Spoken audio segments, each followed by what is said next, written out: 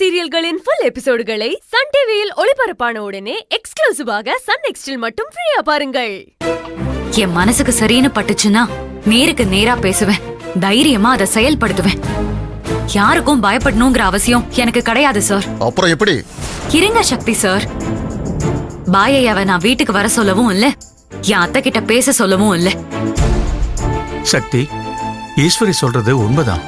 நான் இங்க வர்றது ஈஸ்வரிக்கே தெரியாது. என்ன ஈஸ்வரி இங்க வர சொல்லல, என்ன வர சொன்னது வசுந்தராமா தான். அவங்க போன் பண்ணி கூப்பிட்டதுனாலதான் நான் இங்க வந்தேன். போதுமா சக்தி?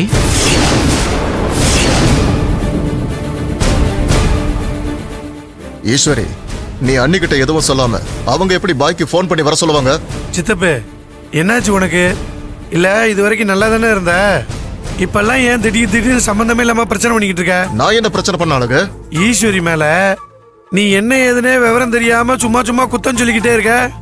அதுக்கு பேர் என்ன? வாய் புளிச்சதோ மாங்காய் புளிச்சதோன்னு நீ பாட்டுக்கு உன் இஷ்டத்துக்கு வந்ததெல்லாம் பேசிக்கிட்டு இருக்க. இங்க பாரு சித்தப்பு, எதுவா இருந்தாலும் உண்மை என்னங்கிறத தெரிஞ்சுக்கிட்டு பேசு. நேத்து ராத்திரி நான் தான் அம்மா கிட்ட பாய் மாமாக்கு உடம்பு சரியில்லைங்கிற விஷயத்தையே சொன்னேன். அதனால அம்மா பாய் மாமா வர சொல்லி இருந்திருக்கலாம்ல.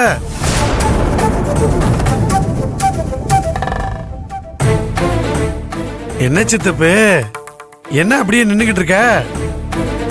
வாயை திறந்து ஏதாவது பேசு. இப்ப என்ன ஏதாவது பேச.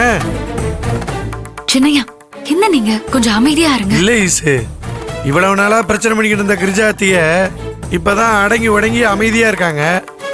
இப்ப அந்த இடத்த நிரப்புறதுக்கு இப்ப சித்தப்பு கிளம்பிருச்சு போல இருக்கு. இந்த வீட்டுல பிரச்சனை பண்ண ஒருத்தர் மாத்தி ஒருத்தர் யாராவது கிளம்பிக்கிட்டே இருப்பாங்க போல இருக்கு. இங்க பாரு சித்தப்பு, இதுக்கப்புறமும் நீ ஈசி என்ன பண்ணா ஏது பண்ணான்னு தெரியாம குத்தம் சொல்ற வேலை வச்சுக்கிட்டு இருந்தான்னு வையே, நீயும் சித்தியும் பொட்டிய தூக்கி தலைமையில வச்சுக்கிட்டு கே நகர் வீட்டுக்கு போயிட வேண்டியதுதான். என்ன பாக்குறீங்க? இப்பதான் கிரிஜாத்த அந்த வீட்டை சுத்த மொத்தமா பெருக்கி கூட்டி நல்லபடியா வச்சிருக்கிறாங்க. நீயும் சித்தியும் சந்தோஷமா அந்த வீட்டுல போய் உட்காந்துக்கலாம். என்ன சொல்ற? என்ன அத்த, வீடு சுத்தமா தானே இருக்கு? என்னங்க, இந்த வீட்ல நமக்கே தெரியாம என்னென்னமோ நடந்திருக்கு போல இருக்கே. இந்த பாய் எதுக்காக இங்க வந்திருக்காரு? அழகு பையன் எதுக்கு மீசக்காரன்னு இந்த மிரட்டுறான்? ஒண்ணுமே புரியலையேங்க. பாய்க்கு உடம்பு சரியில்லை, அவரை வீட்டுக்கு கூட்டிட்டு வந்து தங்க வச்சு பாத்துக்கலான்னு சக்தி கிட்ட ஈஸ்வரி சொல்லியிருக்கா. அதுக்கு இந்த மீச ஒத்துக்கல. அந்த பிரச்சனை தான் இப்ப பூகம்பமா வெடிச்சு நிக்குது. நீ நடக்கிறத சந்தோஷமா வேடிக்கை மட்டும் பாரு.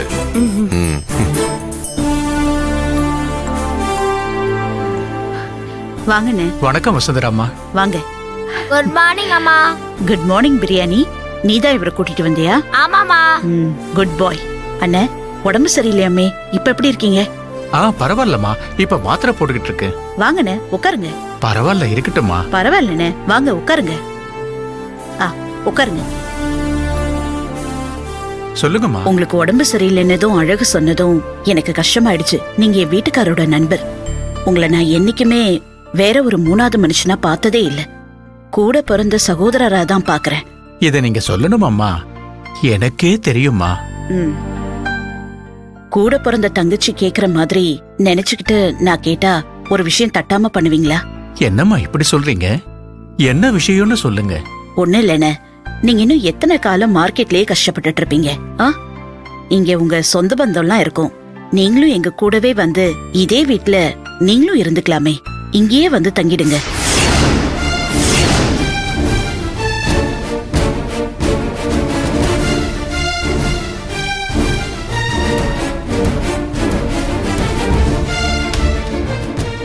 அண்ணே, என்ன யோசிச்சுக்கிட்டே இருக்கீங்க?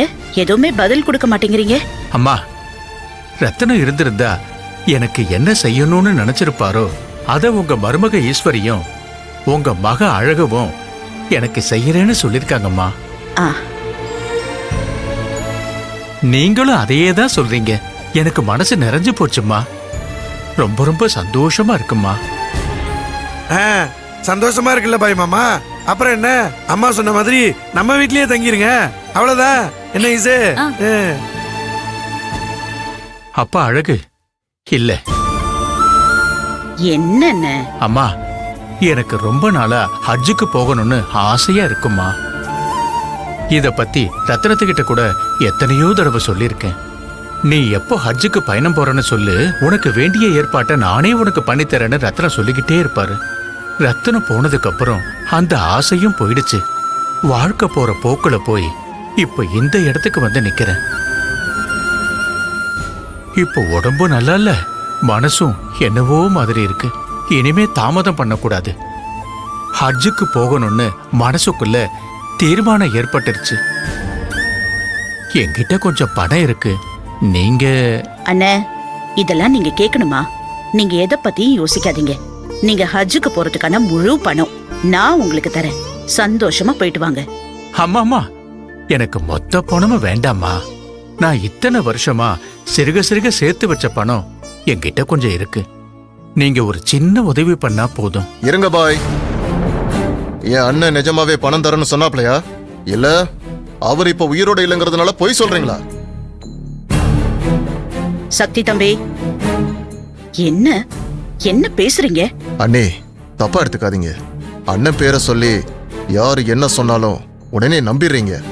பண விஷயத்தை பொறுத்த வரைக்கும் அண்ணன் யாருக்கு பணம் கொடுத்தாலும் சரி, கொடுக்கறேன்னு சொன்னாலும் சரி, என்கிட்டயோ சம்பத்கிட்டயோ சொல்லாம இருக்கவே மாட்டாரு. எனக்கு தெரிஞ்சு இவர் ஹஜ்ஜுக்கு போறதுக்கு உதவி செய்யறேன்னு அண்ணன் சொன்னதே இல்லை. சக்தி, என் நண்பர் ரத்னவேல் பாண்டியன் உன்னை பத்தியும் சம்பத் பத்தியும் கூட நிறைய சொல்லியிருக்கான். அது கூட உங்க 2 பேருக்கும் தெரியாது.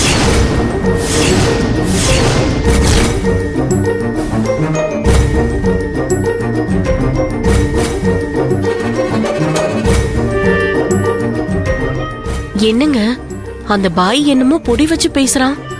அத கேட்டுட்டு மீசக்கார கரண்ட்ல கை வச்ச மாதிரி ஷாக் ஆகி நிக்கிறான்.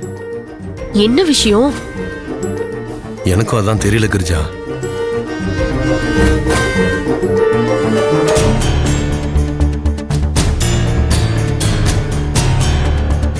அம்மா, சித்தப்பா ரொம்ப ஜாஸ்தியா பேசுறாரு. நீ என்ன ஏதுன்னு ஒரு வார்த்தை கேளுமா. பாய் மாமா நம்ம கிட்ட போய் சொல்லணும்னு எந்த அவசியமும் இல்ல. அப்பாவுக்கும் பாய் மாமாவுக்கும் நடுவுல இருக்க நட்பை பத்தி தெரியாம சித்தப்பா இப்படி பிரச்சனை பண்ணிட்டு இருக்குமா. நீ போய் கேளுமா. பாய் மாமா பாவம் இல்ல. என்ன பாய், ஏதோ இக்கு வச்சு பேசுறீங்க? சக்தி தம்பி, என்னது இது? அழகோட அப்பா கணக்கு விளக்கு பத்தி எல்லாம் உங்ககிட்ட சொல்லணுங்கிறது நியாயமானது.